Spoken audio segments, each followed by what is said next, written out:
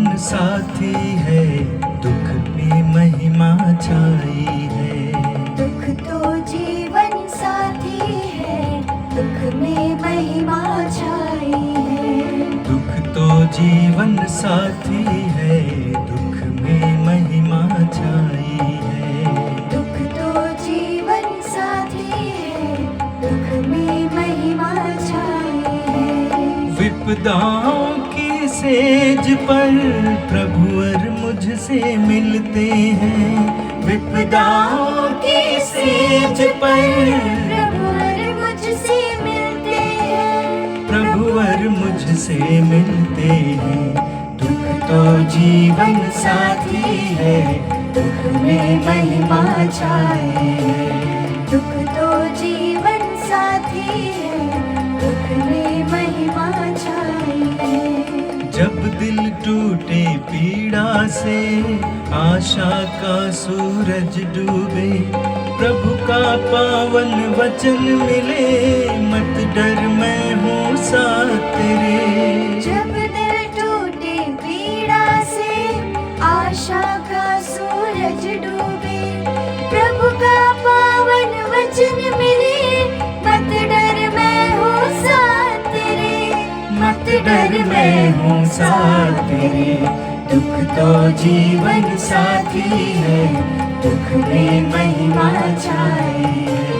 दुख तो जीवन साथी है, दुख में महिमा छाई है। गम का बादल छाया था, मन मेरा घबराया था। प्रभु यीशु की बाहों का मुझको मिला सहारा था। गम का बादल छाया था, मन मेरा घबराया था। प्रभु यीशु की बाहों का मुझको मिला सहारा था। मुझको मिला सहारा था। दुख तो जीवन साथी है, दुख में महिमा छाए है। दुख तो जीवन साथी है, दुख में महिमा छाई है। अग्नि में सोना तपता, भट्ठी में बर्तन पकता। दुख की भट्ठी में सबका होता है भक्ति का मान। अग्नि में सोना तपता, भट्ठी में बर्तन पकता। दुख की भट्ठी में सबका होता है भक्ति का मान। होता है भक्ति का मान। दुख तो जीवन साथी है, दुख में महिमा छाए है। दुख तो जीवन साथी है, दुख में महिमा छाए है। विपदाओं की सेज पर प्रभुवर मुझसे मिलते हैं। विपदाओं की सेज पर प्रभुवर मुझसे मिलते हैं। प्रभुवर मुझसे मिलते हैं। दुख तो जीवन साथी है, दुख में महिमा छाए है। दुख तो जीवन साथी है, दुख में महिमा छाए है। आप सबका स्वागत है आज की इस शाम की प्रार्थना में। आइए हम अपनी आंखें बंद करें, प्रभु को धन्यवाद दें इस सुंदर प्रबंध के लिए, सुंदर समय के लिए, प्रभु की पवित्र उपस्थिति के लिए। मेरे प्रियो, प्रभु हमारे बीच में है। प्रभु की पवित्र उपस्थिति को महसूस कीजिए और अपना हृदय खोलिए। अपनी आंखें बंद करके अपने प्रभु की आराधना में लग जाइए। यह बहुत ही पवित्र क्षण है। पिता, पुत्र और पवित्र आत्मा के नाम पर आमीन। हे हमारे पिता, तू जो स्वर्ग में है, तेरा नाम पवित्र माना जाए। तेरा राज्य आवे, तेरी इच्छा जैसे स्वर्ग में है वैसे ही इस पृथ्वी पर भी पूरी हो। हमारा प्रतिदिन का आहार आज हमें दे, और हमारे अपराध हमें क्षमा कर, जैसे हम भी अपने अपराधियों को क्षमा करते हैं।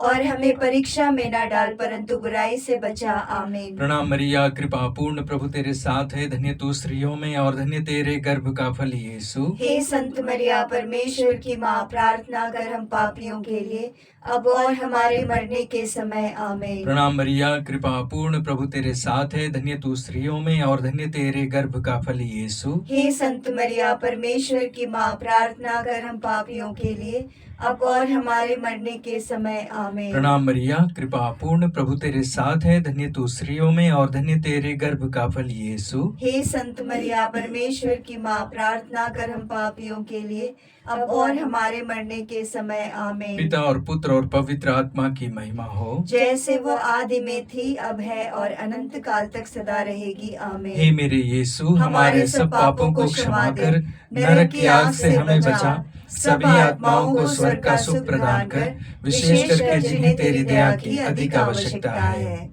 Hallelujah, hallelujah, hallelujah, hallelujah, hallelujah. Hallelujah. आज का वचन है संत यूहन्ना के अनुसार पवित्र सुसमाचार अध्याय 16, वचन संख्याएं 16 से 20 तक। यीशु ने कहा, थोड़े ही समय बाद तुम लोग मुझे नहीं देखोगे और फिर थोड़े ही समय बाद मुझे देखोगे। इस पर उनके कुछ शिष्यों ने आपस में यह कहा, वह हमसे यह क्या कहते हैं, थोड़े ही समय बाद तुम मुझे नहीं देखोगे और फिर थोड़े ही समय बाद तुम मुझे देखोगे। और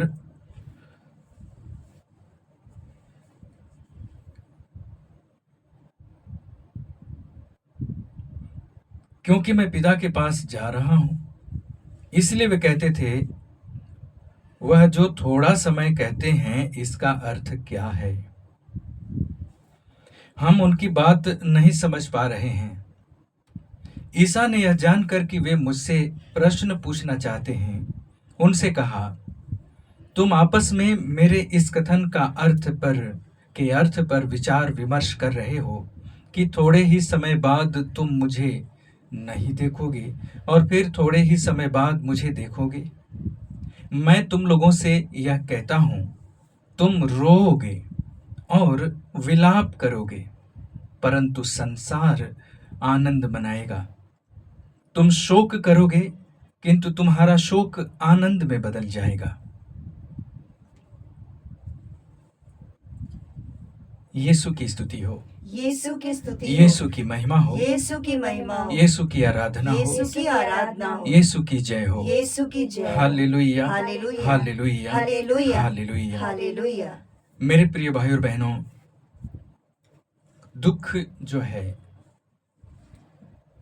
वह हमारे जीवन में कई कारणों से आता है और कई उद्देश्य से आता है।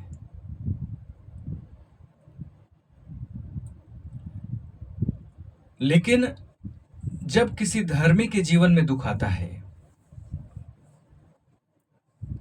या जब किसी मजबूत व्यक्ति के जीवन में दुख आता है, तो वह उस दुख से और मजबूत होता है।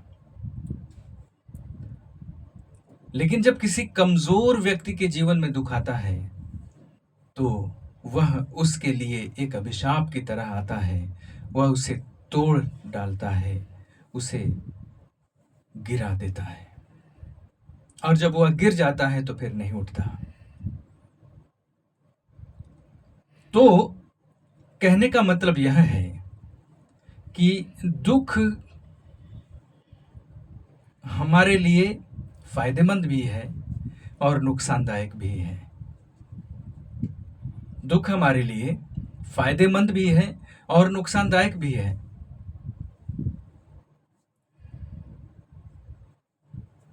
आज प्रभु यीशु यह समझा रहे हैं, यह बता रहे हैं कि देखो, मैं थोड़े ही समय बाद मैं नहीं मिलूंगा, नहीं दिखूंगा, तुमसे अलग हो जाऊंगा, और थोड़े ही समय बाद मैं फिर तुम्हारे पास आ जाऊंगा। शिष्य यह बात नहीं समझ पाते कि प्रभु क्या कहना चाह रहे हैं, आप क्या समझ रहे हैं। कि प्रभु क्या कहना चाह रहे हैं, क्या समझ रहे हैं। मेरे प्रिय भाई और बहनों, प्रभु यीशु अपने मृत्यु और पुनरुत्थान के विषय में बता रहे थे, लेकिन शिष्य इन बातों को नहीं समझ पा रहे थे। मैं समझता हूं कि हम लोग भी उस समय होते प्रभु यीशु के पास तो शायद ही समझ पाते। अभी तो हम सब जानते हैं कि प्रभु यीशु की मृत्यु, प्रभु यीशु का पुनरुत्थान, प्रभु यीशु का स्वर्गारोहण, प्रभु यीशु क्यों आए, कैसे आए, क्या क्या उद्देश्य था, क्या नबियों ने कहा था, सब कुछ हमें बता दिया गया है। उसके बारे में जिक्र किया गया है, समझाया गया है, बार बार समझाया गया है, बार बार हम वचनों में सुनते आ रहे हैं। लेकिन ये सारी बातें उन्हें पता नहीं थी, लेकिन उनमें एक कमी थी प्रभु के शिष्यों में। प्रभु की सभी बातों पर गौर नहीं करते थे, मनन नहीं करते थे और पूर्ण रूप से विश्वास नहीं करते थे, क्योंकि वे पूरी तरीके से यीशुमय नहीं थे। वे संसार में भी रहते थे, संसार में भी दृष्टि उनकी थी। इसीलिए हम कभी पढ़ते हैं बाइबल में कि यीशु के शिष्य प्रेरित विशेष रूप से आपस में बड़े होने का दावा करते थे कि मैं सबसे बड़ा हूं, प्रभु मुझे सबसे ज्यादा प्यार करते हैं, प्रभु के चले जाने के बाद मैं मुख्य बनूंगा, मैं ये रहूंगा, मैं वो रहूंगा। तो यह कब होता है? क्या कोई आध्यात्मिक व्यक्ति ऐसा सोचेगा? क्या यीशु का शिष्य जो वास्तव में यीशु की शिक्षा पर चलता है ऐसा सोचेगा कि मैं मुखिया बन जाऊं, यीशु के बाद यीशु की गद्दी पर मैं बैठूं, मैं राज करूं? कोई यीशु का शिष्य ऐसा सोच सकता है जो वास्तव में यीशु की शिक्षा पर चलता हो? अगर वह सोचता है तो यूं समझ लीजिए कि वह यीशुमय नहीं है, संसारमय है। अभी वो संसार में ही जी रहा है। यीशु ने कहा कि तुम में अगर जो बड़ा होना चाहता है वह क्या करे? सबका सेवक बने। तो यीशु की शिक्षा बिल्कुल अलग है और संसार की दृष्टि बिल्कुल अलग है। यीशु की शिक्षा बिल्कुल अलग है। दुख संसार में, अगर संसार के जीवन में लोगों में आता है, संसार में आता है तो दुख बर्बाद करने के लिए आता है। लेकिन एक आध्यात्मिक व्यक्ति के जीवन में दुख आता है तो वह उससे बल पाता है। हमने गीत में गाया, अग्नि में सोना तपता, भट्टी में बर्तन तपता, दुख की भट्टी में सबका होता है भक्ति का मान। मतलब कि दुख की भट्टी में तपाया जाता है एक धर्मी व्यक्ति। जिस प्रकार से सोना को आग में तपाया जाता है, सोना को आग में तपाया क्यों जाता है? ताकि वह पूर्ण रूप से चमक उठे, उसमें जो भी गंदगी है वह जल जाए, गल जाए, समाप्त हो जाए और वह सोना पूरी तरीके से चमक उठे। उसी प्रकार से एक आध्यात्मिक व्यक्ति के जीवन में दुख आता है उसे तपाने के लिए। उसके अंदर जो भी समस्या है, गंदगी है, वह कट छंट जाती है और वह दुख उसके लिए वरदान साबित होता है। उससे वह खिल उठता है, चमक उठता है और प्रभु का प्रिय बनता है। प्रभु कह रहे हैं कि देखो, मुझे मरना होगा, मुझे दुख उठाना होगा। यह दुख क्यों है? शिष्य नहीं समझ पा रहे थे। हमारे जीवन में कई बार दुख आता है, कई बार अच्छा करने पर भी, बहुत बढ़िया करने के बाद भी हमारे जीवन में भी दुख आता है और कई बार हम उस दुख में बह जाते हैं, डूब जाते हैं, निराश हो जाते हैं। वह क्यों आता है? ताकि हमारा पुनरुत्थान हो। प्रभु यीशु ने क्रूस उठाया। क्यों दुख सहना था? ताकि पुनरुत्थान हो, मनुष्य को अनंत जीवन मिले। वह एक दुख प्रभु यीशु के जीवन में, प्रभु यीशु ने उस दुख को क्यों लिया? वह दुख था हमारा बंधन, हमारा दंड जो हमने किया, उसका दंड यीशु ने अपने ऊपर उठा लिया। क्यों? पहली बात कि यीशु हमें प्यार करते हैं, दूसरी बात कि हम उस बोझ को उठाने में सक्षम नहीं थे, हम उस बोझ में डूब रहे थे, दब रहे थे। अगर यीशु ना आते तो हम मिट गए होते, लेकिन यीशु ने आकर के बचा लिया उस बोझे को, जिस बोझे तले हम दब रहे थे, मिट रहे थे, उस बोझ को अपने ऊपर रख लिया और चढ़ गया क्रूस पर, उस दंड को ले लिया। क्या यीशु वह दंड मिटा नहीं सकते थे? बिल्कुल मिटा सकते थे, उनकी इच्छा के ऊपर है, ईश्वर का ही तो सब कुछ है। लेकिन ईश्वर ने क्यों नहीं मिटाया उस दुख को? क्यों? क्योंकि ईश्वर अपने वचन से नहीं फिरता है। ईश्वर ने जो नियम बना दिया है, उस नियम से वो भी बंधा हुआ है। पाप का वेतन मृत्यु है, ईश्वर ने कहा तो है, वो रहेगा। मेरे प्रिय भाई और बहनों, प्रभु यीशु यही कह रहे हैं, प्रभु समझा रहे हैं कि ईसा ने यह जानकर कि वे मुझसे क्या प्रश्न पूछना चाहते हैं, उनसे कहा, तुम आपस में मेरे इस कथन का अर्थ पर विचार विमर्श कर रहे हो कि थोड़े ही समय बाद तुम मुझे नहीं देखोगे और फिर थोड़े ही समय बाद मुझे देखोगे। मैं तुम लोगों से यह कहता हूं, तुम रोओगे और विलाप करोगे, परंतु संसार आनंद मनाएगा। तुम शोक करोगे, किंतु तुम्हारा शोक आनंद में बदल जाएगा। तो मेरे प्रिय भाई बहनों, प्रभु के रास्ते पर चलना, क्रूस के रास्ते पर चलने में दुख है, शोक है, आनंद है, तकलीफें हैं, असहनीय पीड़ा है, लेकिन यह शोक आनंद में बदल जाता है, आनंद में बदल जाता है, और पूर्ण आनंद, अनंत जीवन। यह क्या है? यह क्रूस का रास्ता जो है, ईश्वर की शिक्षाएं हैं। ईश्वर की शिक्षाओं पर चलना, ईश्वर के आदेशों का पालन करना। यीशु ने कहा, जो मेरा अनुसरण करना चाहता है वह प्रतिदिन का अपना क्रूस उठा करके मेरे पीछे चले। प्रभु ने यीशु ने कहा पेतरुस से कि मेरा अनुसरण करो। क्या तुम मुझे प्यार करते हो? तो मेरा अनुसरण करो। आइए हम प्रभु को धन्यवाद दें इन सुंदर वचनों के लिए, उनकी कृपाओं के लिए, उनकी आशीषों के लिए जो इस वक्त प्रभु हमें दे रहे हैं। उनके वचनों को समझें, आत्मसात करें, मनन करें और फलवंत बनाएं अपने जीवन में। समर्पित हो जाइए। हर दुख तकलीफ के लिए प्रभु से प्रार्थना कीजिए, हर रोग के लिए, अपने लोगों के लिए, अपनों के लिए, सबके लिए प्रार्थना कीजिए। दोनों हाथों को उठाइए, हम एक साथ प्रभु की स्तुति और प्रभु की आराधना करें। Hallelujah, hallelujah, hallelujah, hallelujah, hallelujah, hallelujah, hallelujah, hallelujah, hallelujah, hallelujah, hallelujah, hallelujah. हे मेरे प्रभु, मेरे ईश्वर, मैं तेरी आराधना, तेरी स्तुति करता हूँ, तुझे धन्य कहता हूँ, तेरे नाम को ऊंचा उठाता हूँ। धन्यवाद प्रभु, धन्यवाद। तेरी महिमा हो प्रभु, तेरी आराधना, तेरी जय हो।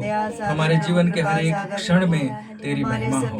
धन्यवाद प्रभु। हमारे हर एक कमजोरी को प्रभु तू दूर कर, हमारी हर आवश्यकता को पूरा कर। जो भी निवेदन हम तेरे चरणों में रख रहे हैं, निवेदनों को सुन करके हमें आशीषित कर प्रभु। हमारे सगे संबंधी, दोस्त, मित्र, रिश्तेदार, पड़ोसी, सब पर आशीर्वाद दे। Hallelujah, hallelujah, hallelujah, hallelujah. उनके भी दुख तकलीफों को, समस्याओं को दूर कीजिए प्रभु।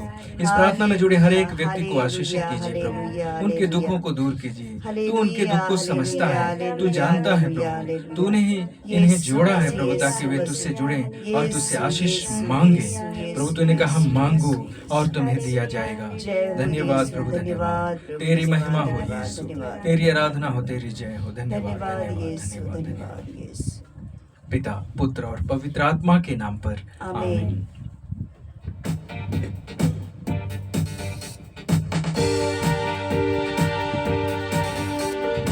पुनरुत्थान और जीवन तू है, तू ही जीवन दे सकता है। पुनरुत्थान और जीवन तू है, तू ही जीवन दे सकता है। क्योंकि तू ही जीवन सोता, तू ही अल्फा और ओमेगा, ये